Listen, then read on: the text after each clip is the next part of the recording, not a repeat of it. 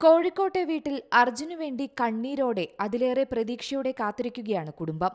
കർണാടകയിലെ ഷിരൂരിൽ ദേശീയപാതയിലുണ്ടായ മണ്ണിടിച്ചിലിനെ തുടർന്ന് ലോറി ഉൾപ്പെടെ മണ്ണിനടിയിൽപ്പെട്ട കോഴിക്കോട് സ്വദേശി അർജുനു വേണ്ടിയുള്ള തെരച്ചിലിൽ തൃപ്തരല്ലെന്ന് കുടുംബം. രക്ഷാപ്രവർത്തനത്തിന് സൈന്യത്തിന്റെ സഹായം തേടണമെന്ന് അർജുന്റെ ഭാര്യ സഹോദരൻ ആവശ്യപ്പെട്ടിരുന്നു.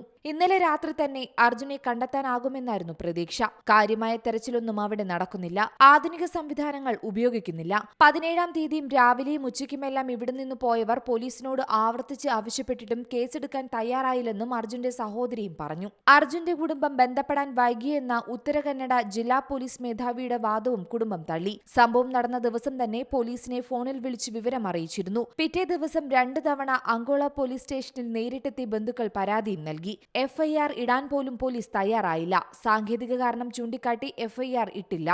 SP പറയുന്ന കാര്യങ്ങൾ വസ്തുതാവിരുദ്ധമാണ്. കുറച്ചുകൂടി നേരത്തെ നടപടികൾ സ്വീകരിക്കാമായിരുന്നുവെന്നും കുടുംബം പറഞ്ഞു. അതേസമയം രക്ഷാദൌത്യത്തിലെ ഏകോപനത്തിൽ പാളിച്ചയും ദൃശ്യമാകുകയാണ്. 6 മണിക്ക് തുടങ്ങാമെന്ന് പറഞ്ഞിരുന്ന രക്ഷാദൌത്യം ഇന്ന് ആരംഭിച്ചത് 7 മണിക്ക് ശേഷമാണ്. കേരളത്തിൽ നിന്നുള്ള ഉദ്യോഗസ്ഥരെ തടയുകയും ചെയ്തു. മോട്ടോർ വാഹന വകുപ്പ് ജീവനക്കാരും പോലീസുമാണ് കേരളത്തിൽ നിന്നും എത്തിയത്.